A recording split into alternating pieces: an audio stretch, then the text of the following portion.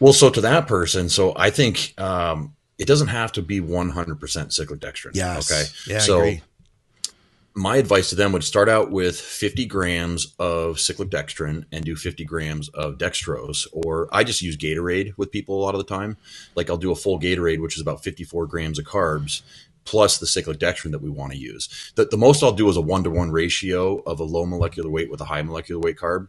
But Okay. that change, it's so individual with everybody, right? Because some people can only handle, say, 25% of a low molecular weight carb with 75% of a high molecular weight carbohydrate and see no issues.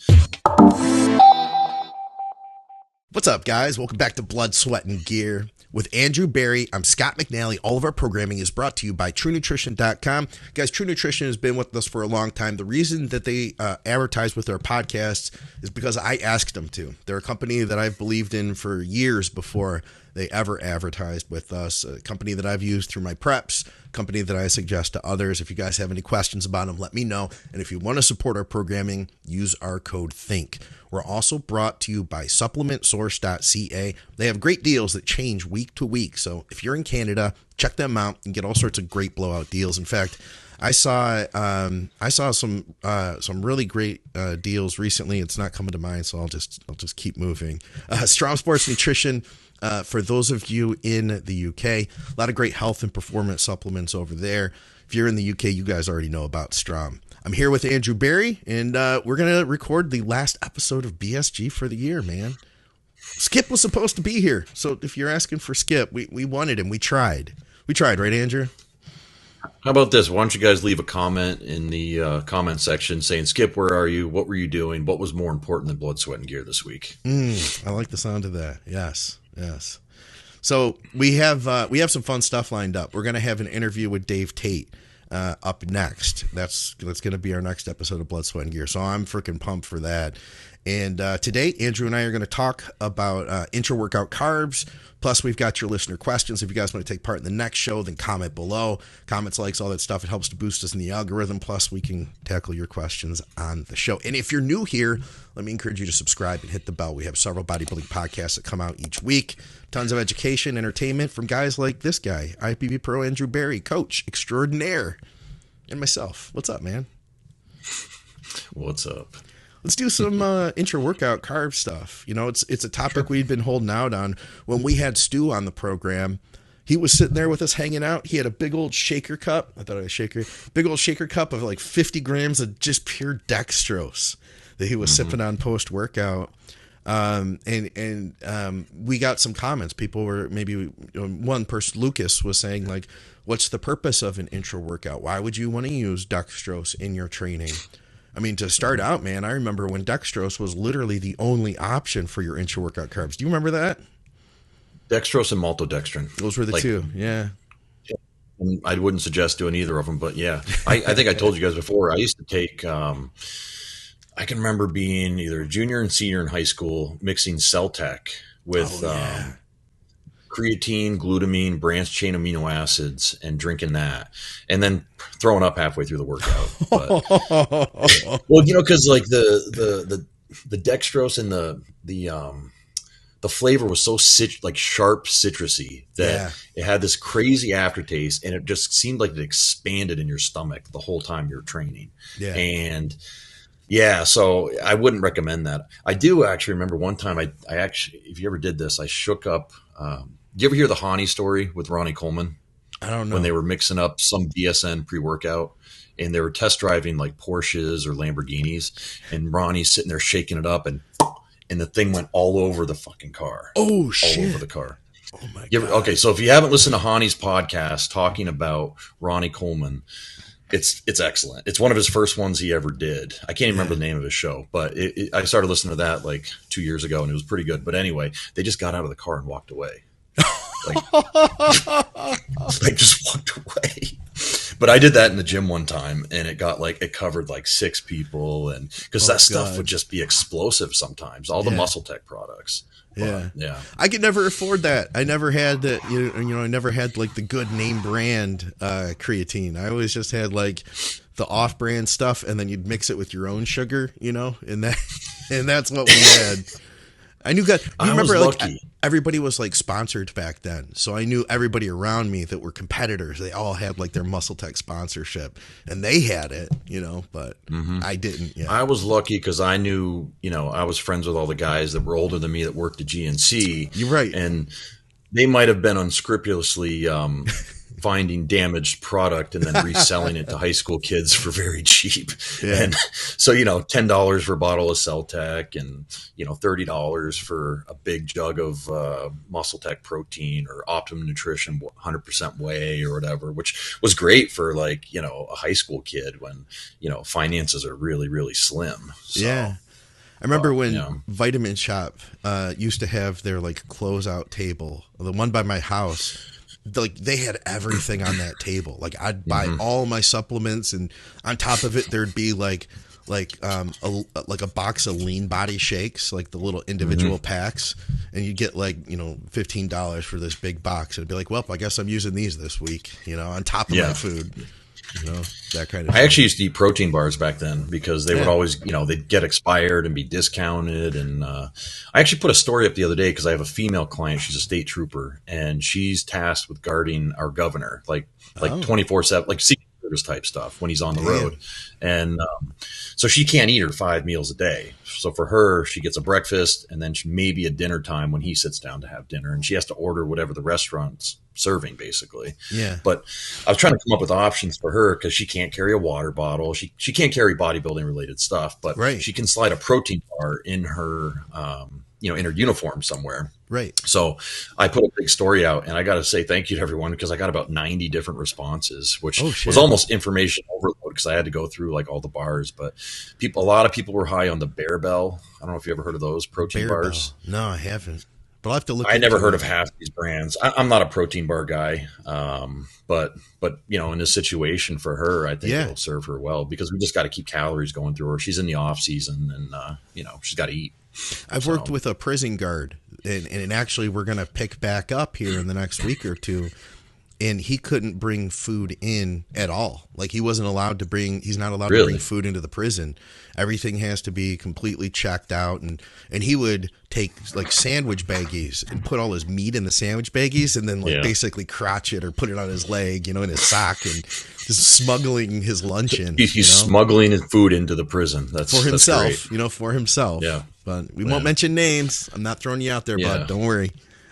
That's different than our prisons up here because I've got several guys that I'm friends with at our gym that work in our local prison, and one of them's made like 30 pounds of progress this year. This kid's he's like 6'5". He's probably 275, 280 right now, and like he's got full abs and everything. And he's like, "Do you think I should compete this year?" He's asked me every year for like 4 years. I'm like, "You abso-fucking-lutely should compete this year, dude. You're going to be a monster. You're going to be 250 on stage." Which, how many people can say they're 250 in shape on stage their first time they get on a bodybuilding stage at a local show? Yeah. How tall is he? Ballpark. He's like 6'4". Okay, 6'4", so 6'5". tall guy, but still, that's big. I don't care. But he doesn't look lanky. He doesn't look lanky, though. No. Okay. Dude, we've got some specimens at our gym. We've got this guy. He's like, you ever see Javon Curse, the football player? I don't think so, no. Big tight end, like 6'4" or 5", 275 pounds, jack. Okay. This guy, he's another state trooper. He'd be a classic physique pro within 2 years if he really wanted to. And he's 100% natural too right now. I try to work on him a little bit. Like you ever need a coach, buddy? I'm your guy. And I never ever proposition people that they should coach them. Yeah. But so actually I tell Rachel, I have Rachel working on him. Like, hey, if you need a coach, Andrew knows what he's doing. If you really want to pursue this thing. That's great. Yeah. All right. So carbs though, like back in the day, I do remember that was the first thing I had used. Mm-hmm. We would use dextrose, maybe starting out at 5-10 grams. It grew from there, and we would mix that with BCAAs. That was our first IntraWorkout. I did notice a difference, and part of that was feeding insulin, using pre-workout insulin. Over time, that improved. We got like your waxy maize, your carbolin, stuff like that, and eventually we graduated to highly branched cyclic dextrin. Although highly branched cyclic dextrin is expensive, man. It's hard. We had a guy recently comment. He was like, "You guys are talking about taking 100 grams of highly branched cyclic dextrin." He was like, "I'm going to need." He's like, "How can I afford to do that to run my Humalog and still not be homeless. It's expensive, man. He's got a point. But, well, first maybe we should talk about why is highly branched cyclic dextrin a better choice than dextrose or maltodextrin or one of the other carb sources, right? And it comes down to the molecular weight of the carbohydrate with, dextrose being somewhere around 80 grams per mole on one spectrum. Okay. So it's got a low molecular weight versus something like highly branched cyclic dextrin, which is somewhere in the range of, let's say, 200,000 grams per mole. So very high molecular weight, right? Yeah. So what does that mean? It means that the low molecular weight carbohydrates like dextrose have a very high osmolarity, meaning it's going to cause blood to rush into the gut to aid in the digestion process. Whereas the high molecular weight carbohydrate has a low osmolarity, meaning that it's going to basically just bypass the stomach and go right into the intestines and then enter the bloodstream. So the ease of digestion is the biggest thing. Want. Yeah. You ever notice? If you look at it, I was going to say, if you look at it this way, because I paint the picture like this, like try eating a steak and rice meal in between sets of, any leg exercise or any exercise in general, right? Sure. Well, you just know you're going to be running to the bathroom, throwing up or going the other way, right? Yeah. Because you're sending confusing messages of sympathetic, which is your fight or flight, what you want during training, and your parasympathetic, which is your rest and digest. And it just confuses the body, and the body says, get this shit out of me one way or another. Yeah. And you don't have a good workout.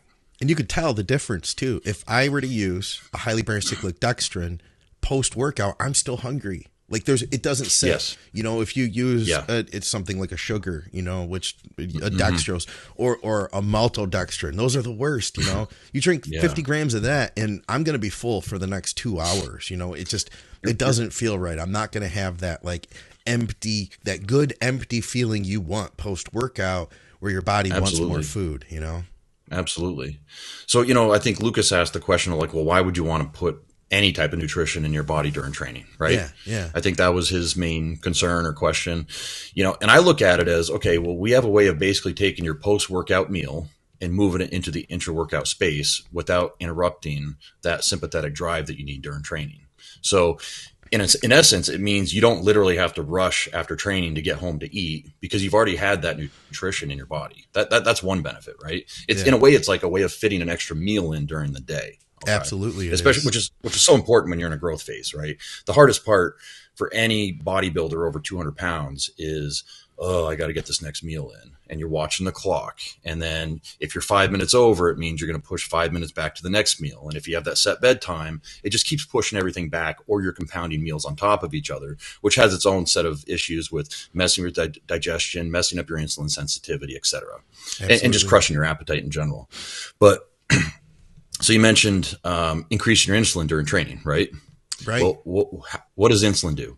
It stops muscle protein breakdown, promotes muscle protein synthesis, aka anabolism, and stops catabolism. So in essence, it's a way of rebuilding while you're breaking down at a faster rate. Yeah. On top of that, you're hypoglycogenating your tissue. So you're bringing, and the other thing, and Justin Harris touched on this I remember 15 years ago. Cyclic dextrins are actually used in a lot of products, non-bodybuilding or non-food related. Yeah. Like they're used in cleaning. Febreze is one thing that he mentioned, right? Yeah. Because, and if you've ever looked up the structure of cyclic dextrin, it's got kind of like a net cone shape is what he described. And he's 100% right about that. And it actually does help carry amino acids, electrolytes, sodium, potassium, calcium, et cetera, into the muscle tissue. Yeah. And we all know that the more stuff that you can put into the muscle tissue, the more anabolic it is, right? Absolutely. I mean, it's a dumbed down term, but the more stuff you can drive into the muscle tissue, the more anabolism you're promoting, because now you have a stockpile of all of these things, whether it's nutrition, cofactors, et cetera, that are useful to building muscle. And you will see the difference, or a lot of people will. One of the things I've noticed is, and I'll ask people, when we add in a highly branched cyclic dextrin or any intra-workout carb, my next question is pay attention to how sore you feel after your workouts. Pay attention to your recovery. And I've personally seen, and I've seen with the people I've worked with, a difference when you add that in. And it doesn't even have to be a lot to get that included, that increased benefit. Like with Andrea Watson, we were using a half a scoop. We were using like 12 grams. And I've seen for some people, even a half a scoop being enough to be able to get that change, get recovery to happen possibly a little faster. How much are you using for your training sessions these days? Personally, I'd use 25. I don't go a lot. I used to drive it up really high, but for me, I'm not really training heavy right now, right? And I'm not at a point where it would make a lot of sense to push it, but I do like that recovery benefit that I get from it. How about yourself? Yeah. Right now, only 40 grams, right? Okay. And I've gone as high as 150 grams of carbohydrates into workout. Now, and I'm going to say this because I think people might notice that their ability to tolerate, I'm going to say, fluid volume in the stomach might change over time as they age. It might get better or worse, because in my mid-20s, it was nothing for me to put down 2.5 liters of fluid during a training session with 150 grams of cyclic dextrin and whatnot, and not think twice about it, not have any digestive issues. Whereas if I try to push over 40 now without using insulin, I'm finding that I'm struggling to get my drink down. And I've got some friends who we try throwing in clients and friends, we try throwing IntraWorkout in, and they're like, dude, like, I just can't handle it. And I'm like, well, what product are you using? And we run the gamut. We try different brands of products to see if it might just be an issue with the product. And some people just can't handle that fluid volume weight in their stomach at all, or even just passing through them. They barely like to drink water during training. So that's one question one thing that someone needs to determine when trying to use IntraWorkout. Is it a net positive or a net negative? And in this case, for some of these people, it is a net negative because they just felt like they were being bogged down no matter what source we were using. Especially now, the other thing I want to add something to that, especially when the amount goes up, that water volume has to go up. One of the things, the biggest mistakes I think I've seen people make is not using enough water to mix their highly branched cyclic dextrin or any intra-workout carb. We want it to be like super, super thin. I've seen people try to mix it in like half a shaker cup and it's almost like a sludge. If you do that, that's going to be any carb. I don't care what it is. That's going to be a recipe for like gastric issues while you're training. But if you can get it like super, super thin, I think that's going to give us the best chance of getting good digestibility. And I do think too, with that tolerance to water, that we can build that up with time. I couldn't expect somebody to go in we have somebody who's used to drinking a liter of water per workout. I couldn't expect them to go in and go straight to 2.5 the next day, but we could slowly build that. And like, you have to be vigilant too, remembering to like sip between every set, that kind of thing. Yep. And over time we can build it up. I saw it in my own life. I've seen it in others. 100%. But it takes time. I just wanted to add that in. But what were you going to say next? No, you're 100% right about that. And I mean, everything we do is training, right? We train from point A to point B, and there's no difference when you're talking about titrating up the amount of fluid volume you can push through your body during your training session. I agree with that 100%. But I was going to say I don't remember what the person's name was that you said that was like, well, how am I going to afford 100 grams of cyclic dextrin I can't either, and my but Humalog? It was a recent comment, though. It was funny. Well, so to that person, I think it doesn't have to be 100% cyclic dextrin. Yes. Okay. Yeah, so I agree. My advice to them would start out with 50 grams of cyclic dextrin and do 50 grams of dextrose, or I just use Gatorade with people a lot of the time. Like, I'll do a full Gatorade, which is about 54 grams of carbs, plus the cyclic dextrin that we want to use. The most I'll do is a 1-to-1 ratio of a low molecular weight with a high molecular weight carb. Okay. But that change, it's so individual with everybody, right? Because some people can only handle, say, 25% of a low molecular weight carb with 75% of a high molecular weight carbohydrate and see no issues. But when those times when I was doing 150 grams of carbs with like 10 to maybe 12 or 15 units of insulin, I would do probably somewhere between 80 and 100 grams of cyclic dextrin and about 75 grams of Gatorade, whether it come from a powder, they're already pre-made, or some other dextrose solution. Yeah. I've done that same thing too. Yeah. Yeah, because if you look at the net molecular weight of the carbohydrates you're pushing your body, it's still at a high enough molecular weight that it's not causing blood to leave the exercising tissue, rush towards the gut with the signaling of digestion. So, and this is where someone needs to play around with it themselves. And you know what I found too, and Scott had a great comment I'll bring up here in a second, but you know what I found too, that I found that highly branched cyclic dextrin doesn't necessarily keep me from going hypo. Like, I almost need a little bit of that fast acting carb mixed in with it if I were using like a decent amount of intra-workout insulin. Generally, if we're talking like 3 units or something like that, I'm probably going to be all right. But when I used to use 10 to 12 units of insulin and it was going to be directly pre-workout and I was really relying on that intra-workout shake, I found that having some level of dextrose in there, helped. Do you notice any difference as far as going hypo intra-workout with different carbs? I honestly can't remember. I don't think so. I mean, the goal with any intra-workout the goal with using insulin at all, intra-workout, is to never go hypo, right? Right. So in my opinion, you always want to underestimate or overestimate your carbohydrate needs in terms of the insulin. And in my mind, that means use less insulin than you think you're going to need. You can always titrate up the next workout. And you can also look at, okay, my leg training causes this effect versus my chest and delt training might require this much. So there's going to be some difference because of the amount of energy you're using during those individual workouts. So what Scott said, for reference, at least as far as carbs during endurance exercise, optimal water and carb absorption is 6 to 8%. Yeah, and I think if I'm not mistaken, those studies came from studies in swimmers in I think China or Japan. I can't remember, but there's a series of studies that came out because cyclic dextrins were studied for endurance athletes. And this is another application if people have clients that are more endurance inclined. Like I have people that do mountain biking as a sport, or people that do like long mountain hikes and they want to be able to recover from that. I quite often have them use cyclic dextrin. Cycling too. But there were some swimming studies, I think. But I have them do cyclic dextrin as part of their endurance training, and they report ecstatically that, wow, like I feel like I could do the same workout tomorrow. Whereas typically endurance workouts, when you're going over a certain mileage, you need to build that deloading in like every other day almost in some cases. So we had a question here from Steven, which obviously next question people will have is, what's a good intra-carb brand? I never got into using anything other than food, but if something can make it easier to get to the gym faster and to work, then that's a win. We could talk about brands, of course. True Nutrition, they have a great, just pure, highly branched cyclic dextrin. You can get that flavored however you want. I personally like the MPA Muscle Intrusion because I like the flavor. They have like a lemon ice and it has EAA with it. And then John's and of course, use our code THINK. That gets you some additional savings. Plus, it helps to support our programming. And John's company, they have, you guys have a highly branched cyclic dextrin.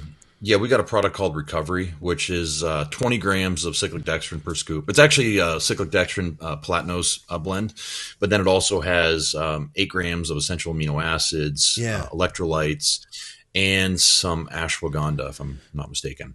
Okay. So when I'm really pushing up with my carbohydrates intra-workout and using insulin, I will do something like 2 scoops of Recovery, which has 40 grams of carbs. And then I will add additional scoops of highly branched cyclic dextrin from True Nutrition. So if anyone wants to try the Recovery out, my code is Berry10. The flavors are amazing. It tastes incredible. Because that's the other thing is your intra-workout needs to be palatable, right? Yeah, it really does. If you can think back to, even 10 years ago when we would drink pre-workouts that tasted like battery acid, and we had intra-workout amino acids that were just so bitter, it made it really hard to focus on your training because you're like, in between sets, you got to go to the water fountain to clean out your mouth, or it really enhances the digestion and the experience when you like what you're drinking. And I remember Justin Harris saying that too, that, it has to taste good, that our bodies are not going to accept it the same, if it tastes like garbage. And I've had some of those products in my day, just like you just grin and bear it, Well, even knowing that like digestion starts in the mouth, right? And you release ptyalin, right? Which is basically digestive enzymes. You release ptyalin, which starts the digestive process, and that's your mouth watering when you see a food that you like, It's saying, hey, I mean, think about this: cold, burnt chicken and unflavored, unsalted rice versus cheeseburger and fries, right? Yeah. Like your mouth waters when you think about cheeseburger and fries. That's gonna you start eat the digestion. chicken and rice because it's Exactly. Yeah. You started the digestion process. Exactly. Yeah. So I do want to go back to Stephen's question, and I'll tie in a question or a comment that Nick Wary had. So, Stephen had said, if it would make it easier to get this in so that I can get to the gym faster. He's talking first thing in the morning. And then Nick is saying, with all that said, would you guys say something like highly branched cyclic dextrin would be more important intra for someone training early AM, possibly fasted, versus somebody training with 3 to 4 meals? Let's talk a little bit about that. Like, when we're talking AM training, that's one thing. And then the other thing, is this more important than food? I think we got those two things going on, right? Yeah. Okay. So let's go to the second one first, right? Okay. Yeah. I think it'd be hard to find a coach in the industry that would say that any supplement is more important than real food. Like, get your 5-6 protein, carbs, fats, electrolytes, get those in over supplements. If your budget isn't working out that you can fit supplements in, my go-to is always the food. We'll find a way around it. We're going to meet your nutrition needs before we're going to meet extra supplements, right? That's my opinion on it. Yeah, absolutely. And then I have used it with people that are training first thing in the morning. I do think it can be a great tool too. Like, we can get more carbs in you, even if we're using like, say, a shake with some oats, and then they leave to the gym and they're training 30 minutes later. Heck yeah, we have additional carbs that you really couldn't have gotten in time. So I could see it being a benefit there, training earlier in the day, right? Oh, 100%. Honestly, that might be the best situation, right? If you have someone that has to work out at 4:30 or 5 in the morning, well, I'm not going to ask them to get up at 3 o'clock and eat eggs and whatever, right? Because we want to try to keep them on a normal sleep-wake cycle with the dark and the light that the earth gives us. So in that situation, and some people just don't like to work out with any food in their stomach in the morning, which, I find actually with an older population. And maybe it's just because a lot of times people, 40 plus, they don't want to be around all the high school or college age kids at 4 o'clock in the afternoon. And so they're like, I'm going to go when it's dead in the morning and get my workout out of the way, and I'll have the rest of the day in the evening to chill out. Absolutely. So I absolutely think that cyclic dextrin and essential amino acids can be used in this situation. And I would actually have them start drinking it on the way to the gym, rather than waiting to start training in that situation. And, and it works. You got to do trial and error, like, there's not one size fits all with everybody. You try something with someone that makes sense to you on paper, and then you get their feedback, and you might tinker with it, or it might be good, and you go with it. Yeah. So is there anything else we should talk about in this topic? People always ask me this, how do you take it? Or how do you, like, what's your approach when you get to the gym? Like, how much are you drinking at one time? Yeah. So, I have a couple different things, but the main one, like, especially for using insulin, right? I'll have someone take their insulin, probably depending on how far they live away from the gym and what their routine is when they get to the gym. Most of my clients, I have a lot of prehab mobility work that they're doing that takes 10 or 12 minutes or so. So I'll have them get to the gym, take their insulin, and I'll have them immediately start sipping their shake while they're doing their warm-ups or whatever prehab or mobility work we have them doing. And then my goal is to have them have 25% of that drink down the hatch by the time they start their first working set of the exercise. So not by the time they're starting exercising, but by the time they start their first working set. Yeah. So let's say they're doing incline dumbbell presses. They've already done all their warm-ups and all that stuff, which took 10 minutes. They're doing their incline dumbbell presses, and they're doing like 3 warm-up sets, taking a minute and a half in between each set.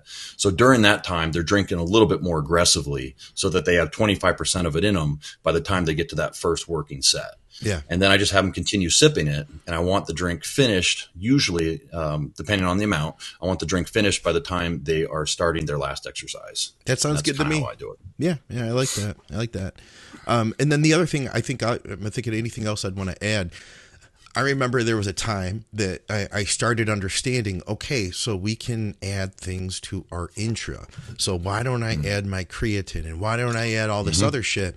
And I then learned later, though, that, we do want to try to trick our bodies, right? Like, this is almost like, we could call this a hack, really, because we're not, like you said earlier, we're not trying to pull digestion. We're not trying to pull blood in.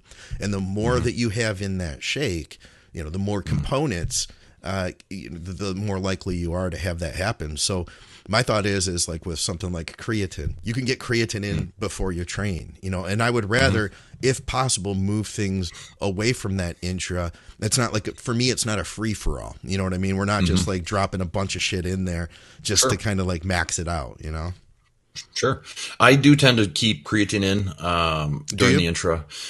Here's my reasoning for that. And I've always kind of done this, whether someone is using intra-workout carbs, even when I was younger and I started learning about blood flow during training, that, your blood flow increases up to 5 times more during an exercise session than it does while at rest. And in my mind, okay, you're exposing the tissue to 5 times that amount of blood, or 5 times of that amount of nutrients in the blood, which might be able to spread it out faster in a sense, in my mind. Yeah. Is that bro sciencey? Yeah. But does it have some kind of an effect? Maybe. Possibly. Now, with that said, though, because I think you touched on a good thing, you don't want to just like shovel everything in during that window and think that that's just the time to do it just for the sake of doing it. Yeah. That's where the trial and error and the communication with your clients, and if you're doing this yourself, the internal, keeping record of what's working and what's not working, and making changes if you need to, changing a variable, going for 3 or 4 workouts and seeing, do you feel better? Do you feel like you're literally just drinking water, which is kind of the ideal situation? You want to feel like you're just sipping water that tastes good. Yeah. And you're having great productive workouts, your digestion's good, you're not having stomach cramps, then that's the ideal situation. I would agree with that. And I think that if it's not working for you, say like you haven't done intros, you listen to this, you try it out. If it's not working for you, that doesn't mean that intra-workout carbs don't work for you. That just might mean that you may need to modify things and like you said, man, keep experimenting, right? One thing I will add, because I do have any clients that are using insulin, especially in intra-workout situations, I want you to bring a glucometer with you. And because, we try to make sure that we're not going to go hypo.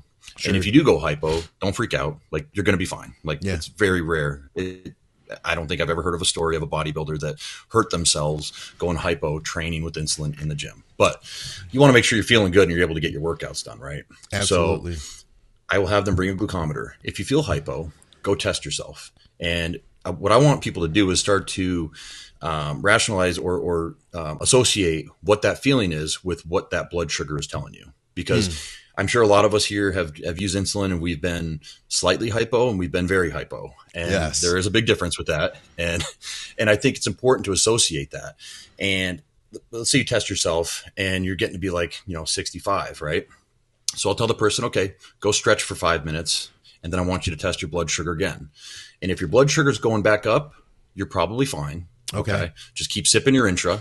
And if you feel hypo again, repeat that process, but you can probably go back to training in 5 minutes, just sip your intra a little quicker. If it's going down, okay, now I want you to add in some extra carbohydrates and I want you to really slow down your workout for a minute until your body catches up. Okay. If that's why I tell everyone, keep an extra Gatorade or, candy or a regular Coke, like in your gym bag or in your car. Like, my back of my car has tons of Gatorade bottles and some Cokes and stuff like that, just in case, because you don't want to be that guy that like goes hypo and passes out for 15 minutes at the gym. And I tend to go hypo easily, even without insulin. Like I always tend to run on the lower side. And so when I've used insulin, I have to be really careful. And, and here's what I've noticed. The first signs for me, I'm already sweating, right? So it's not like I can tell by that.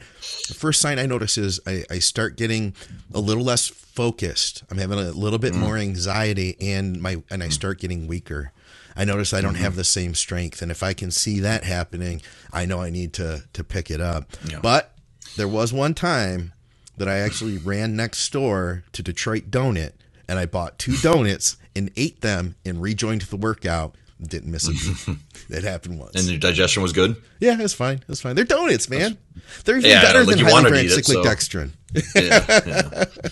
I can think of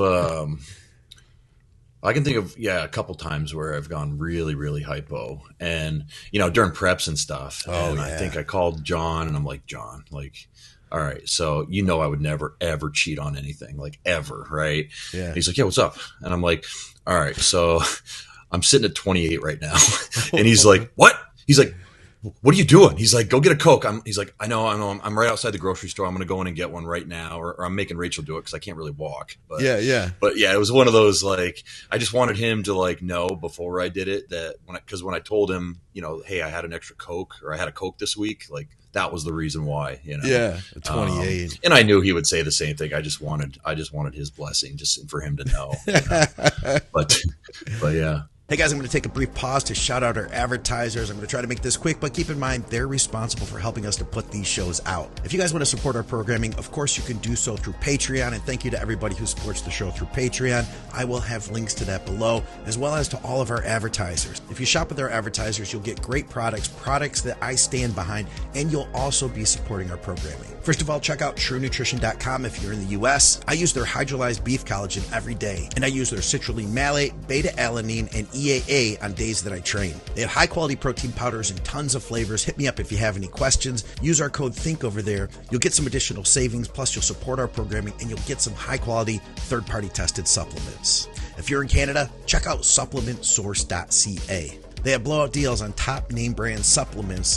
They constantly have different things happening, so be sure to go to their site and check them out. I recently saw Carbolin for like $30 off. I mean, you really can't beat those prices. Plus, they have free shipping over $99. If you're in the UK, then you probably already know about Strom Sports. They're one of the leader in health supplements in the United Kingdom.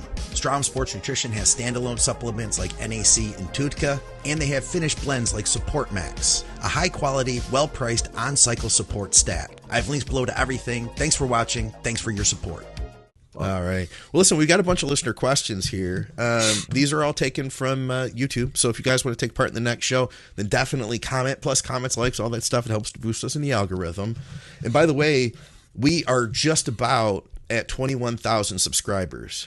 We're nice. Not far off. If you guys can help us, if you're not subscribed to our programming yet, you can help us make that happen before we hit 2023. So come on, you can hit the button. Plus, we have a bunch of content that comes out each week. You learn shit like this and a lot more of it. Maybe even send a link to one of your friends that might not be a listener. That'd be cool. That would be awesome. Yeah. You might be considered a genius for turning them on to us. This wealth of knowledge and yes. All right. So let's see here. Question for the next one. Now, I don't know if we have any good insights on this particular question, but it gives us a chance to talk about equipment. He says, question for the next either Blood, Sweat, and Gear or It's Just Bodybuilding. Can you guys give a specific hack squat and leg press combo machine? Same question with leg extension and leg curl combo machines. I would love to know what brands, models you guys personally like. Thanks. I think we're kind of limited. There aren't a lot of brands for these. Well, I mean, they exist, Yeah, but they're usually not great, right? Yeah. Like I remember in high school, we had like a hip press. I think that's what they call it, hip press hack squat combo, and it was in my high school gym. And it was more built for football players. It wasn't really like a bodybuilding specific piece of equipment. And it was not smooth. It was not ergonomically designed very well because your knees hurt no matter what you did for the hack squat. And man, I'm trying to remember the brand name. I just personally haven't come across a good one. I don't know if you ever have. Here's one thing that I will say I've noted. Sometimes with those, so we talked about home equipment just on the most recent It's Just Bodybuilding, which will be coming out tomorrow. So you guys will get a chance to hear Ron talk about that. One of the things he said is that home equipment doesn't need to be the same quality as commercial equipment because it's only going to get used by like one person, maybe you and your buddies once a week. But the one thing I have noticed with these combo machines, sometimes the hack squat doesn't go deep enough. Sometimes like the hack squat stops at 90, and you don't really get to bring that upper leg down. And I would just personally, if I were to buy one of those machines, I would want to try it out before I actually bought it, And then the leg extension, leg curl combo. They're expensive. I can only think, you know what? If you guys go back and look at Matt Jansen's Instagram, if you go back, because when he was at his old home, I believe it was, he had a garage gym that had a pretty cool Yeah, leg extension, seated ham curl combo machine. I can't remember the name of it. And I'd used it once before at someone's gym, and it was it was very smooth. So it was a plate loaded one, which I really like the plate loaded ones. Yeah, I like the plate loaded machines more than the weight stacks. Like for instance, I really enjoy the Hammer Strength seated ham curl machine. I don't know if you've ever used that. Hammer Strength seated ham curl machine. Dave has one at Elite FTS, I believe. It's seated. It's a seated ham curl that's plate loaded. Oh, yep. You don't feel like you get too much momentum when you drive it down? Not if you do it the right way. Okay. Not if you don't let the momentum take you. Yeah.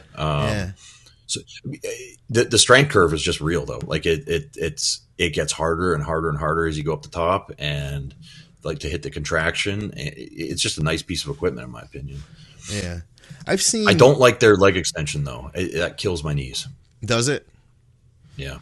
I've seen this one. Hold on a second. I'm going to bring a picture of it in. This one is from Life Fitness. And I mean, that's a solid machine. This is going to be several $1,000s too. You know, I'm looking at this thing. I don't even see a price on it right now. Let me see here, like $4,000 plus, you know, so you're going to pay a lot for something like that. It's an issue, man. But you know what I've found is I started searching Facebook Marketplace, and granted, I bought two machines, but you know, it takes up twice as much space, but I paid like $300 for a universal extension and a universal seated ham curl, and they work great, man. Like I could train on those for the rest of my life. Problem is, it takes up literally twice as much space. So, I mean, I think if you're going to go that route, you're going to pay more for it, you know, to have the combo. Yeah. I'm trying to scroll back to find up a picture of the machine I'm talking about on Matt's page. Yeah, I remember that gym too. He had a nice setup. Yeah, definitely a great setup. I remember Nick Walker going over there before he was pro and working out. I had some video when I interviewed Nick from that gym. Yeah, I mean, this is going back far because I think he's been in Stuart, Florida, or something like that for several years now. Yeah. Would it have been hammer strength? I don't remember it being hammer strength. All right. Well, we can move on because we got some other stuff here. If I find it, I'll send it to you. All right. Cool. Yeah. How about this one? It just says joint health sups. Thanks. And and then we had another joint health question after that. We looked over these before the show, and I think both of us agreed that collagen is the way to go, right? 100%. Yeah. I think we both agreed that right around 20 grams a day is the sweet spot for a guy that's over 200 pounds. You know, maybe for our female listeners, closer to 10 grams. But I just noticed since I started incorporating it daily, I just have less aches and pains. I have less, you know, little, let's call them, you know, cankeries or whatever that just kind of like limit what you're doing on depth or whatnot, or just less of those issues, you know? That's just what I noticed. How about you? Yeah, absolutely. And that was so when I had torn my shoulder, I made a post about that, and it wasn't a complete tear. And I made a statement, I made a video about it saying, hey guys, this is the situation. I said, thankfully it's not completely torn. I guess that means, you know, I'm at an age where I'm going to have to start beefing up on my health supplements or my joint supplements. And Dante messaged me and he said, hey, collagen is the number one thing. You know, collagen is going to be the number one thing because collagen is the only supplement. Collagen and then like undenatured type 2 collagen, those are going to be the main things in supplement wise that actually will repair your joints versus you know, through the 90s, we all knew about glucosamine, chondroitin, MSM, and those things will help to cushion the joints and they'll help you to feel better. But if we want actual repair and rebuilding of that connective tissue, from what I understand, collagen is the main route. And I could see it. It improved. And it's funny, man, because after I started on it and I started telling my mom about it, my mom started collagen. Now, she's older, of course, and she doesn't get enough protein. So she started using collagen and she saw huge changes, you know, plus the way I understand it is that as estrogen gets lower, that's going to affect your body's ability to produce collagen. As that breaks down, you see it in your face, you see it in your hair. Like, she literally started reverse aging when she started collagen. She uses 30 grams a day. Oh, wow. And it's like a game changer for her. Plus, we use True Nutrition, plug them again, True Nutrition hydrolyzed beef collagen. And it's tasteless, flavorless. You can mix it right in your coffee. And I found that is the best deal that I can find. I see the little tubs at like Target, and you get like a pound of it, and they give you this little tiny scooper, and they say, here's a serving, versus True Nutrition's a big scooper. But I agree with you. I don't think you need quite 30 now. And I talked to a doctor at the Olympia who had done all of his research on collagen, and he said 15 grams is what we need. So I would say, yeah, man, bodybuilder who's bigger, for sure, 20 grams sounds good to me. I'll do it even one step further. For the joint program, I think 15, 20 grams of collagen, some growth hormone. I knew you're going there. Some BPC 157. I'm telling you, I think 250 mics of BPC 157 a day, and even something like 2 units of growth, 4 or 5 days a week. I think that's your best joint protection you can get, along with having a diet or nutrition regimen that is covering all vitamins and minerals that are crucial to joint health. Yeah. And that collagen production. Absolutely. I'm with you. Yeah. Now, I have a theory on this next one, but I want to hear what you have to say first. I wonder if we have the same theory. And he says, and why are my joints more sore on high test versus TRT only? Why are my joints more sore on high test than Well, I guess I would wonder, is he taking a lot of anti-estrogen products, which is high testosterone? That's a good point. Which is crushing his estrogen. I wasn't going there, but that's a real good point. Could be it. Okay. Whereas TRT, he's probably not taking anything, right? So that's my first thought. Yep. Second thought, he's holding a lot more water on a high test cycle, and maybe that's causing some kind of joint issue. Typically, it goes the other way, but I want to give you a hint on what I'm thinking. Okay. So TRT is one thing, right? We go on cycle and don't think about what we're putting in our body. I know exactly where do you think I'm going? He's training balls to the wall because he's on cycle. Yeah, you're right. And that's probably the simplest solution. You're probably right. That's probably a simple answer, because we all see it in clients and in people we know around the gym, like, oh, he's on gear again, right? Because he's all badass at the gym and he's focused on his training. And versus when he's on TRT, he's training 2 or 3 days a week. He doesn't mind missing legs. You're 100%. He's lifting heavier, man. He's lifting heavier. But dude, I didn't even think about that. That's right, nail on the head as well. The estrogen, we start bringing that. I think your answer is better, though. Yeah. I think your answer, just because we know the human psychology, and when people think they are on something, I mean, even Dr. Scott has talked about studies where they were doing the D-ball study, and the guys that weren't using D-ball, when they thought they got just as good, if not better results than the guys that were on the D-ball, because they were training harder. They were, so the placebo effect affects what we do mentally and how we conduct ourselves in the gym. And I think that you're probably right. That's probably the best answer. All right. I know we've got a couple physique critiques too, so we'll blow through these next ones. Reza had asked, I'd love to hear an episode on different techniques to work off muscle spasms. My answer to him was, don't get them. Increase your hydration, increase your electrolytes. Do you have anything to add to that? Well, this is limited information, right? Because he doesn't say, hey, I'm drinking X amount of water and I'm taking a full spectrum multi-mineral supplement. I'm salting my foods. Like my first answer would be, okay, let's work on the electrolytes and water, like you said, right? If he's like, oh, I'm drinking 2 liters of water a day and I'm not taking vitamins or minerals, I'm not salting my foods, my first inclination would be like, okay, let's work on getting those electrolytes and fluids in, right? I'd also look at the compounds he's taking. Like for me, when I used metformin, I would get crazy hamstring spasms regularly, right? Yeah. And it took me a long time to figure that was the culprit. And I also don't like metformin anyway for the digestive effects. So it was very easy for me to just say, okay, I'm done with this compound, and I don't recommend it to clients anymore because I did see some other clients having muscle spasms. Okay. I would also look at other things like what else are you consuming? For instance, if you're drinking a lot of pop or soda. Thank you for speaking my language here in the Midwest. I'm from the Midwest too, so I can say pop. I grew up with pop as a kid myself, but okay, you know, like when you're drinking a lot of diet soda, the carbonation will leach minerals, I believe phosphorus and I think magnesium as well.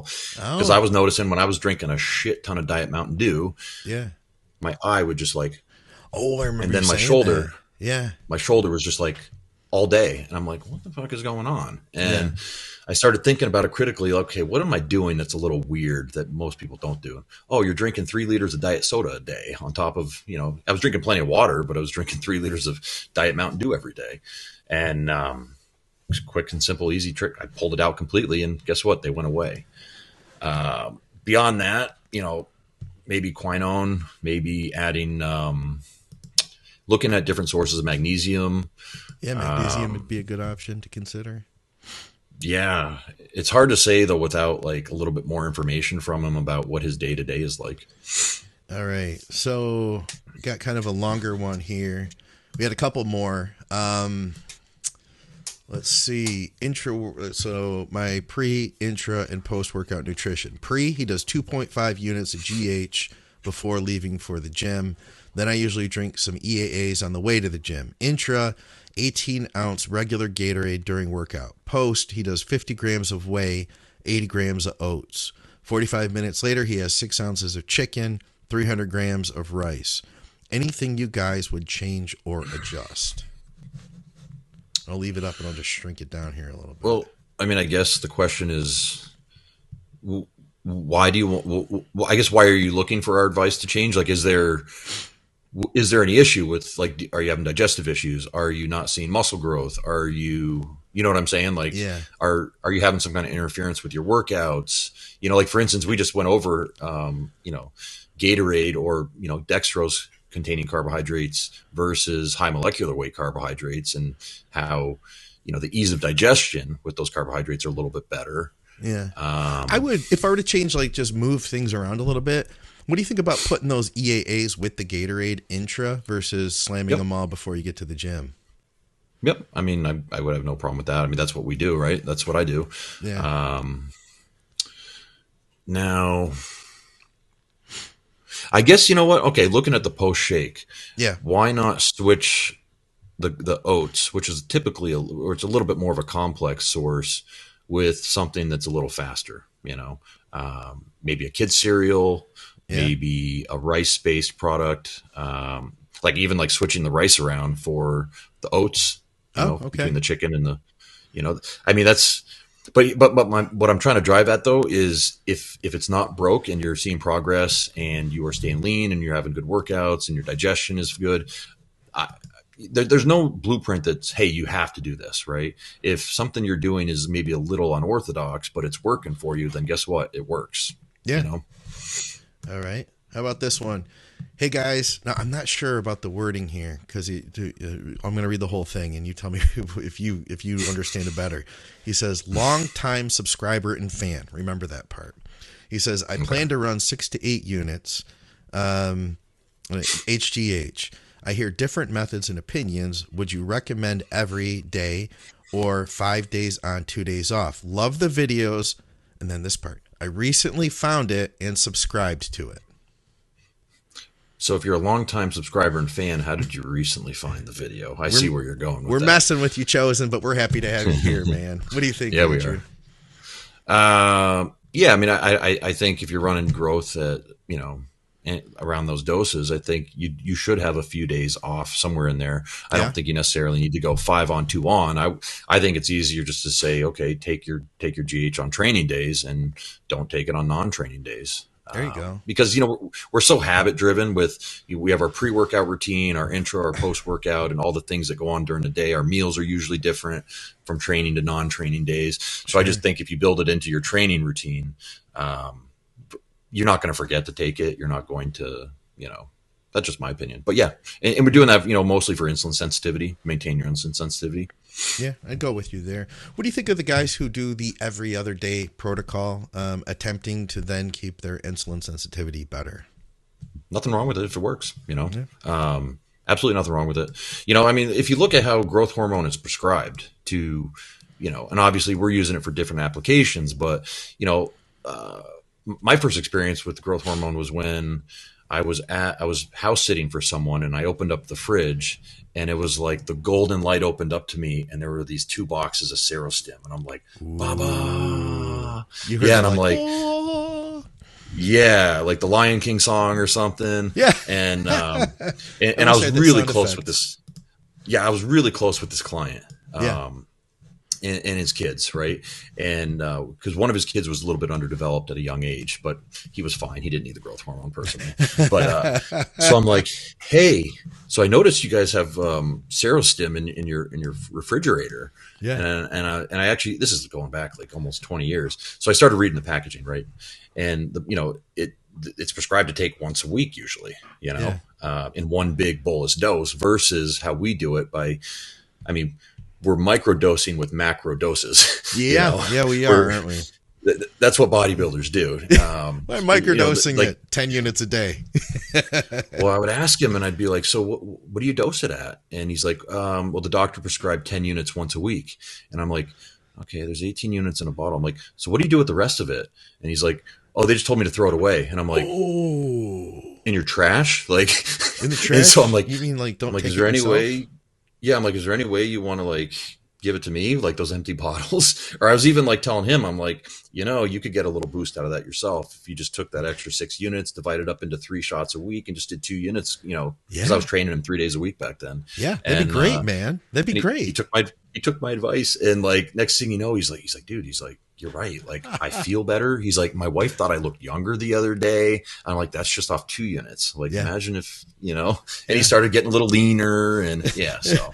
And all of a sudden his kid's not growing anymore, and he's getting His kids were all great college athletes by the time they were done their high school and collegiate careers. So okay, it did its job. I had one more, and it was a question about Deca, and then we've got a couple of physique critiques.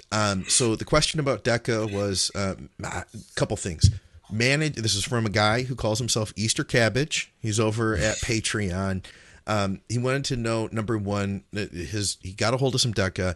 His biggest concern is not getting ED. Now, some people are running like low test with high Deca. Like we're talking like a replacement dose of test, or maybe a little bit higher, 250 test with 800 Deca. And they say that they're just fine with that. Other guys prescribe more, or would suggest more test than Deca. What are your thoughts on controlling these things? So getting the most, because I've seen everything. I've seen the situation you said because I find a lot of like Middle Eastern guys will use low testosterone and very high Deca cycles, and some of the clients I've worked with over there, and it was working for them. So who am I to try to change up what's working? Right.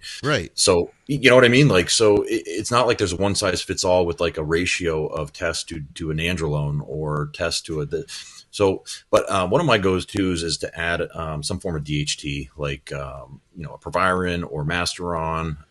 It doesn't even have to be a high dose, like maybe 50 mgs 3 days a week, or like a Proviron, like 50 milligrams a day, something to that effect.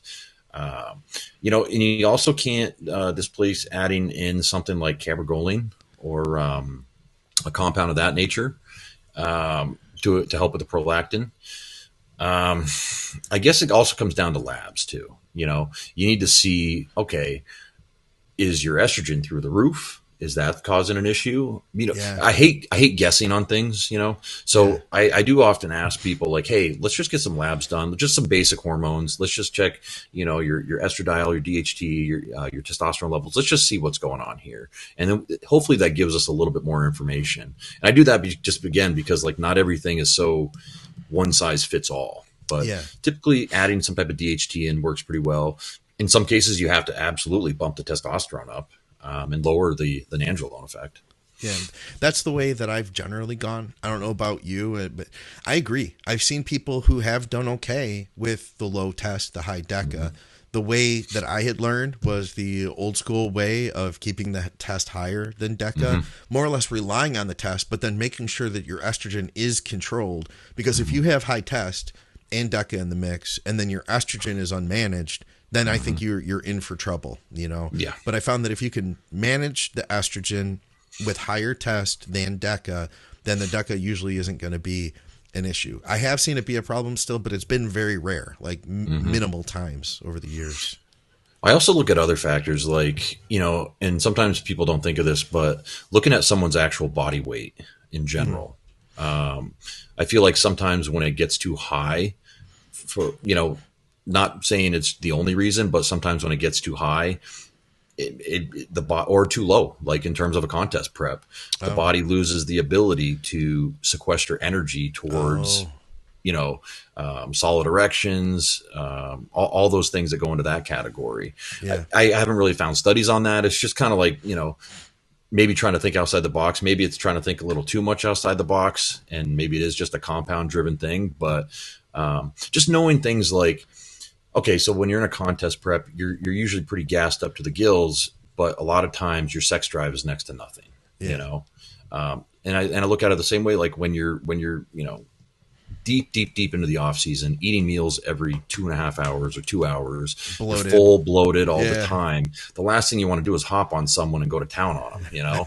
I mean, it'd be nice if they want to jump on you and just like they do the work, but you know what I'm saying? So I just think that maybe that might have an effect on it as well. Yeah. And typically when people are super heavy, they don't feel very attractive. Even if you're a big bodybuilder, you're carrying a little more body fat. You don't feel your best self. Sure. You're feeling bloated. When you feel bloated, you don't feel like you look good. I don't care how you look, right? Bloated and lethargy are just definitely mood busters for sure. Yeah.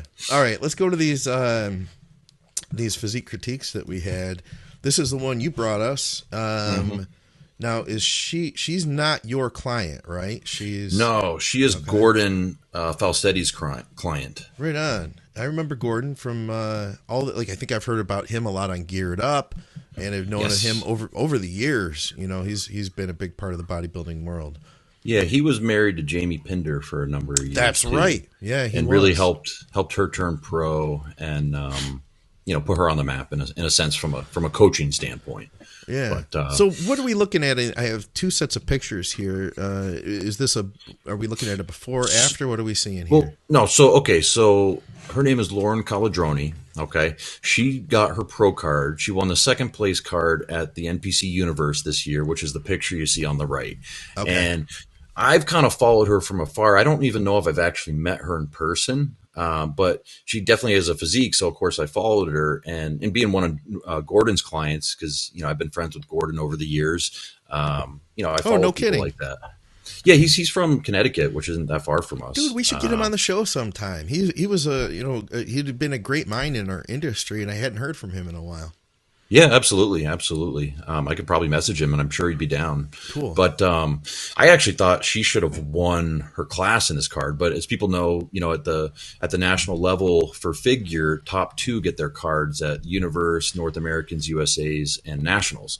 Yeah. And so she, I think she saw that we had been doing physique critiques, both, us on Blood, Sweat, and Gear. And then me and Nate Spear were doing some of them because we get people asking us all the time. And I felt bad because I've said, oh, we'll absolutely get to you next month. And then life got busy. So it's been probably 4 or 5 months since I even looked at these pictures. But so I can obviously see why she turned pro, right? Yeah, she's got a really cool physique. Man, those shoulders are nutty on her, aren't they?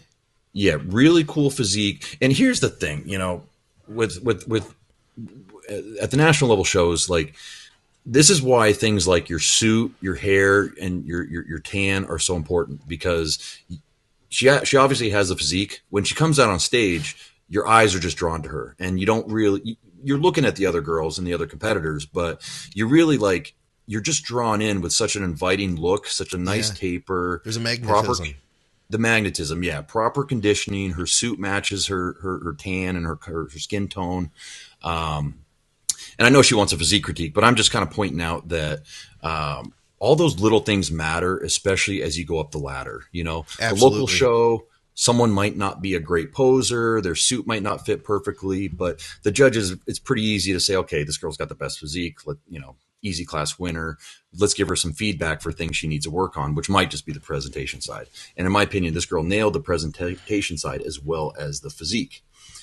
Now, one thing I'll tell people when they do physique critiques, please send full body pictures from your toes all the way to your head, just Absolutely. because, yeah, it's just hard to evaluate the physique as a whole when you don't see everything. And I know people are like, well, it's just her feet, but it plays into it because you're losing the dimension of her physique. You're losing, her height. You're losing, just some of those other variables. But in terms of physique, okay, in my opinion, I think she needs to work on her back from the back, meaning, and it's more of a posture thing, I think. Mm-hmm. I think, you see how like her shoulders kind of slope down a little bit? I do, yeah. In that back shot. She's got great lower back density. Her width is, that density is nice. She's got pretty good width, but I think if you can make your rear delts pop more, it's going to complete that shot from the back. And then continuing to look at the back, more triceps that just kind of fill in some of the gaps a little bit. Yeah. All that whole area, I think, from if you could take that rear delt down through the upper arm, that whole area, if that could, and if she did fill that out, it would, if you look at her legs, like the hamstrings, glutes, all of that is solid. I would like to see almost those areas up top thicker to match that, because like lower body has got a lot of density going on to it. And it's rare, right, that you're like, oh, you got to work on your triceps. Right. You got to work on, because typically it's in figure, it's okay, shoulders, more quad sweep. But honestly, from the front, I'm looking at her picture and the deltoids are popping. Crazy. The quad sweep is popping. Crazy too. The taper ties in very nicely. And really, I would just keep on getting bigger, and I would work on the rear delts and the arms. Yeah, I could go with that, man. I really could. And those rear delts will square off that X shape from the top, that really will. I'll go with you there, man. She's got a really cool physique. I love this division. I love how somebody can have so much muscle, but at the same time have such a delicate and like petite appearance with all that muscle. It's like, what I think of is, what's it called? Like in sculpture, like a good sculpture, you could take like a sculpture of a rose and it could be made out of like iron or brass, but you still can make it look light. It doesn't look like it weighs a ton. She has that look, which is kind of almost that illusion of she's got a ton of mass on her, but at the same time, it's still very like beautiful and feminine, I always tell people like figure kind of reminds me of like insects. Like, yeah, it really does. Do you get what I'm saying? Because some people look at me like, huh? And it's because like the joint structure is just so like small, but like the muscles are voluminous. But like you said, like a light, functional appearance to them in a sense. Now, this isn't figure, but in women's physique, I always thought that Shanique Grant looked like a praying mantis. Yeah, exactly. You know what I'm saying? Exactly. 100%. I've said the same thing. Maybe you said it to me initially, and then I just remembered that, and I thought it too, or I said it, or I feel like we agreed on this, it, but we've agreed on the figure insecty kind of look. Yeah. It's funny though. But we mean that in a good way. If she's listening right now, we mean absolutely. that in the best way.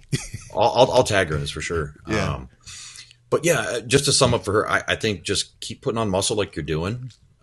Keep your waistline where it's at. It's awesome. The taper and how everything ties in is great. Just build a little bit more on those rear delts and arms, and I think you're going to be competing on the pro level and moving up the ranks for sure. Figure is such a difficult class too. It's like, because you can't hide anything. It's literally just that silhouette. You stand out there, you show that silhouette, and you either have it or you don't. That's kind of one of the most exciting things about that division, isn't it?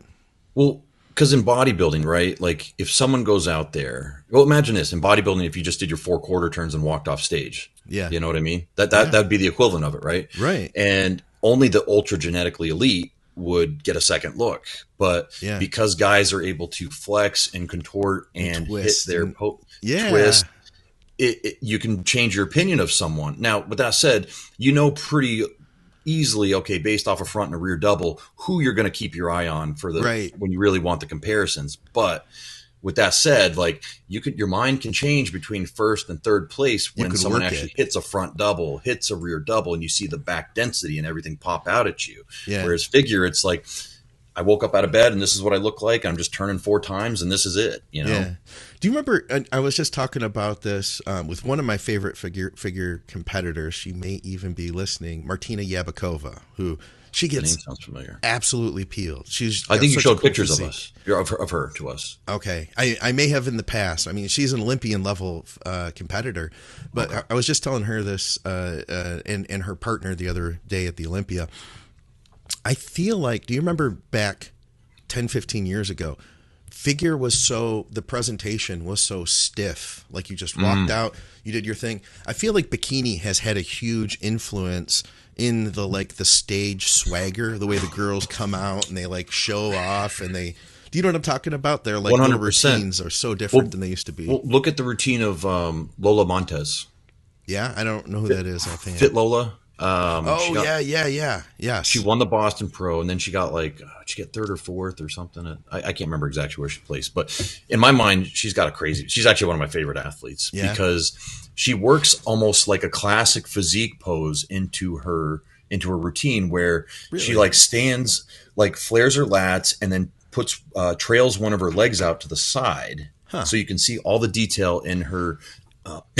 In her sartorius and inner thighs and her adductors and everything. Yeah. And then there's just the way they move. You're 100% right about bikini influencing this division because instead of just walking out there stiff, turning, they add like a performance to it. It's exactly. Yeah. I agree. So I had a couple pictures here. Now, I think he was showing off, honestly. I genuinely think he was showing off because he's made some incredible progress, though. I do have to say, this is the worst photos to use for a physique critique ever. This is his before. All right. Okay. I'm going to bring up the other before. Let's see if I can shrink these down. And he said I could definitely, I asked him, he sent me these on DM, and he wanted to say that these are his afters. So all we see is like a bunch of muscle here. We don't really see a ton of the shape. We can just see muscle here. He definitely put on a shit ton of muscle. A freaking boatload. That's why I say I feel like maybe he's just bragging with this one. Like, guys, what do you think? Because he grew an immense amount of muscle here. This is like incredible. No, he absolutely did. He looks 20 pounds more muscular. Yeah, easy, man, easy. But I do feel like we can still give him some thoughts and advice for the future, even though like we can't see his legs in the new pictures. You know, is he trying to compete? He didn't say. I think he's still at that stage where his goal is to keep growing right now, you know? Well, and I go back to this, I would still tell someone that whether they want to compete or not, always do full body head to toe pictures. Absolutely. And I always get a little skeptical when people don't show their legs. Yeah. You know, because I could devote, 24/7 to just my upper body. And, sure. You know, and then, because I know guys, men's physique guys, right? They make a lot of progress in their upper bodies because they're not expending energy on their lower body, right? Absolutely. They're recovering. The guys that don't train their legs. A lot of men's physique guys train legs now. I want to give them their credit, but a lot of guys don't. And I've heard them say, like, why would I waste time training legs? It's just going to eat into my recovery. Yeah. And, for their sport, they're not wrong. For their division, they're not wrong. Yeah, it's hard to give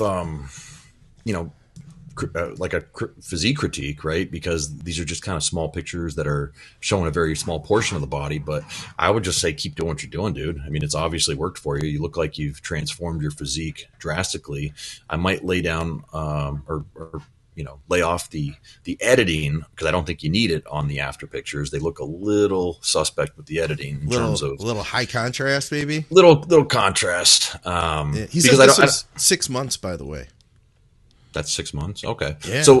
So okay, I'm going to go on a limb and guess he was probably natural. He jumped on some gear. He adopted the bodybuilding lifestyle, ate his 5-6 meals a day, took the gym very seriously. And honestly, this is what very realistic progress that someone can make that does a complete 180 in their lifestyle and adopts training, diet, nutrition, and adds a little bit of PED in.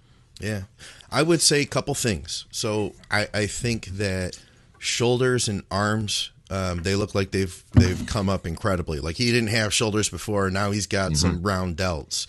I would like to see a little more of that chest and see what the shape of the chest looks like and see if he could, in the chest training, try to figure out how to get more out of the pec itself during your chest training, because I suspect that a lot of he's very shoulder dominant, and a lot of the work is going to the shoulders. And I would say that possibly same thing from behind, that maybe make sure that the lats are getting activated. I feel like from the front, everything that I'm seeing, like up top, arms, shoulders, all of that, it feels like it's growing faster than his back. And granted, they're smaller muscle groups, so they're going to grow faster, right? Well, back though. Oh, I see what you're saying. Okay. Yeah, they're going to grow faster than a big body part than like the back. So, but I would say make sure that you really try focusing on your effort in ensuring that you're getting activation out of the back. That, and then the other thing I'd say is to watch the acne. I feel like you don't want to ruin your skin, man. And there maybe is some hormonal fluctuation that's been like mismanagement almost of hormones, and that could be causing some of the acne he's gotten. He also grew a lot of chest hair. Yes, he did. He did. I don't know if he had shaved like right before, or if it was just the effect of the PEDs possibly added in, or it's just like you can see it now because of the structure of the photo turned up. But but no, you're right. You can tell he's very shoulder and trap dominant with how he performs exercises. And he is crunching his shoulders up, so we can't really see if there's a lot of width that were added to the lats the way he's in both pictures, the way he's posing them. But I think you're spot on there. Like you said, if the shoulders have grown that much, are the pecs not getting the activation that they might need? That's what I'd wonder. Yeah. Yeah, that's a really good point. I agree with that. That's what I wonder. But and just keep refining the PED use to a successful cycle. It's like, man, there's nothing like being able to grow a bunch of muscle, but then if you get a bunch of acne and it screws up your skin, it's like then you can't show it. Yeah. And I feel like we've known people that have been there, or we've been there ourselves. Yeah, for sure. Yeah. Whew, so we got through all this without Skip. Yeah. Skip wasn't here. No, he's missed. Yes. Comment on the YouTube page and let people know. Let them know you missed him. Yeah, let Skip know. Let him know. And let us know questions for the next episode too. We need that. You guys. We're next episode though. We're gonna record with Dave. That should be awesome. Dave Tate. Should be cool. Oh, I got a quick story. Yeah. Well, I don't know why I do this, but sometimes, you're on Facebook, and I tend to not go on Facebook, but it was after the Olympia. So I was just looking at pictures and stuff. And this woman had posted a picture of Natalia Coelho, who won the Miss Olympia. Physique. For Physique. Yeah, sorry. Couldn't think of the word. And in this woman's post was, "This is absolutely disgusting. Like, women don't want to look like this, and they're killing themselves." Okay. So, and all right, I shouldn't have done it, but I looked at her page, and she's a natural women's competitor. Okay. Competes in the OCB, IFBB, or OCB, WMBF, and I have nothing against those organizations whatsoever. Of course not. And I even started my defense of Natalia with, look, I have nothing against natural bodybuilding at all. If you're interested in that, absolutely. More power to you. I agree. More power to you. We have a lot of natural people that listen. I completely support them. And I bet you and I have both worked with our fair share of naturals. I've got tons. And it's a lot of fun too. It's a slightly different game, but it's definitely fun. Exactly. And I think my point with saying all this was like, just because you're not necessarily into something, why are you trying to bring something down? Because these people obviously are into it. And her statement of no one is interested in this. And I'm like, okay, so we just had the Olympia. Let's say they sold 500,000 live feed streams at $70 a pop. Yeah. How many thousands of people showed up at Vegas this weekend or last weekend to watch the Olympia? How many pages are talking about this on Instagram, YouTube, Facebook, etc.? I'm like, you're talking about it, right? Yeah. I'm like, so I think you're wrong about people not being interested in this because, and I stated those numbers. I'm like, now not for nothing, but the Yorton Cup happens every year, which is the natural bodybuilding Super Bowl. Can you name one winner of any division from this last year? And how many people do you think showed up to watch it or bought the live stream? I was like 100, maybe 500. Yeah. My point was that like people are obviously interested in this. Secondarily, you're throwing these claims at this woman, Natalia, who's 23, 24 years old, excelling at her sport. She's also a doctor. Okay. Yeah. I think she's already graduated. So she's well-versed on quote unquote health risks. Okay. Yeah. And it was really just like going back and forth with her. And she kept on saying, well, no one wants to look like that. And I'm like, well, you're wrong, obviously, because so many people are interested in this, which kind of associates a desire to look like that. Yeah. In some way, shape, or form. There's an interest, at least, you know. There's an interest, at least, exactly. Yeah. And she was posting pictures of Aaron Stern, who we're friends with, who won Miss Olympia in figure years ago. Right. And I'm like, it's funny that you pick. It's funny that you pick Aaron Stern. While a great competitor, and she is natural, and I believe her, she carries more muscle in the bikini division now than she carried in figure, because this woman was propping her up as this is the ideal look that any woman should aspire to look at. Oh, and. Well, thankfully, we had her to tell us, I guess. Well, yeah, and that was my point. I was like, look, I don't diss people that do arm wrestling competitions or, whatever sport that maybe I'm not interested in. It's how people spend their time. It's how we share our interests. We communicate with each other. There's obviously a shared interest in this crazy sport of ours, and it's growing every single year, as we see by the number of professional shows and amateur shows. And for some reason, it just struck a nerve with me. And I also know that Nate got into it with several people this weekend. Oh, really? I think didn't Skip send a message that he had seen on a message board to our group? Oh, what was it?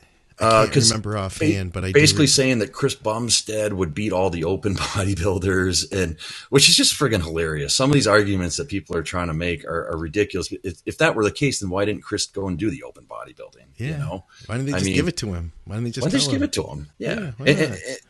And I think there's a lot of the old school pros that were pulling up a picture of Akeem, who's not known for his conditioning in his upper back, versus Barry DeMay, who he was very conditioned in the back through every show he ever did, and saying the conditioning is just awful this year. It absolutely sucks. And these competitors don't know how to get in shape anymore. And even Chris Aceto got in on it himself, and Chris has coached people for, 30 years, and he's coached people back then. He's coached people now. So I think he has a pretty good read of the meter in terms of conditioning in the sport, because he's been coaching these athletes in this sport throughout the whole time. Right. So anyway, I was just kind of annoyed this week after seeing all these people complain about the best bodybuilders in the world and how they're not shit and they're not getting into competition, or they're too muscular, or they're not muscular. It's like, then stop watching then. Did that lady comment back to you? Did she? Oh, we argued for a good day. Okay. Oh yeah. Okay. A good day. And my, when I argue, I'd never go to a place of calling names or for sure reverting to your lack of intelligence or that kind of stuff. Yeah. And I'm like, look, as someone that's coached athletes who got second and third place in the world in these divisions, as someone that works with over 100, 30 clients at a time at any given part of the year, I know what her thing was that this girl's, the big one that got me was Natalia Coelho was never going to have kids. Okay. And how does she know this?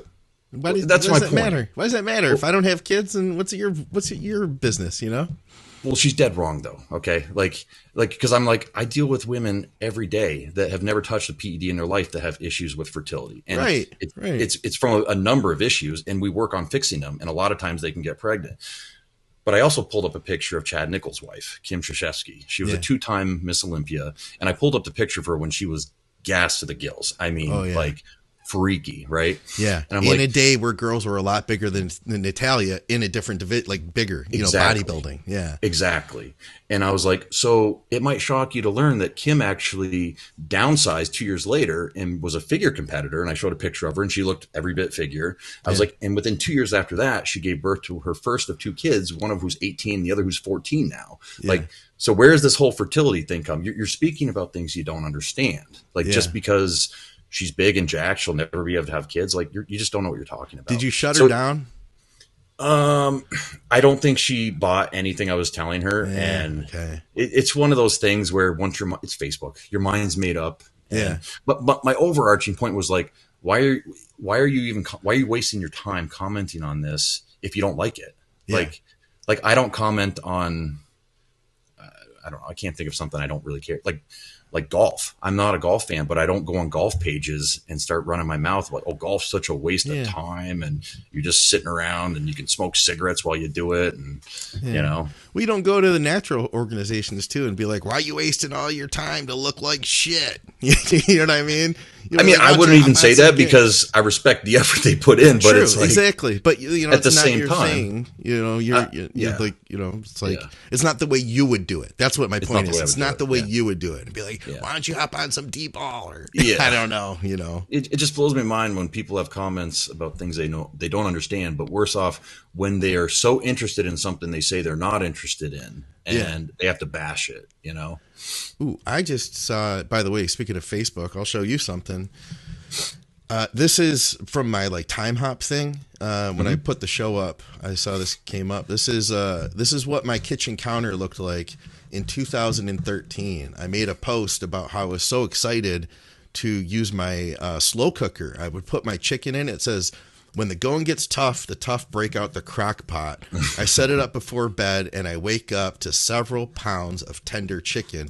So this gives you an idea of what my life looked like in 2013. This is you can see what my countertop looked like. Look behind there. You see several different tubs. Oh yeah, that live on the counter. You know. Oh, same. Our supplements are spread all over the place. We don't have enough room to be organized. Yeah. I thought you were gonna pull up a picture of like your table with like your whole gear cycle lined out for like the next 18 weeks. There's my bottle. I'm going to start with a test and D-ball and this, and then 16 weeks out, I'm going to move to this, and then we've graduated. Victoria has helped me figure out places to put all. We have a lot of kitchen storage, so that's what women are for. Yeah, I used to have all the tubs. How to be organized. Yeah, the tubs used to just sit lined up on the counter like that. Now they all have a place. They don't sit out anymore. They all go somewhere.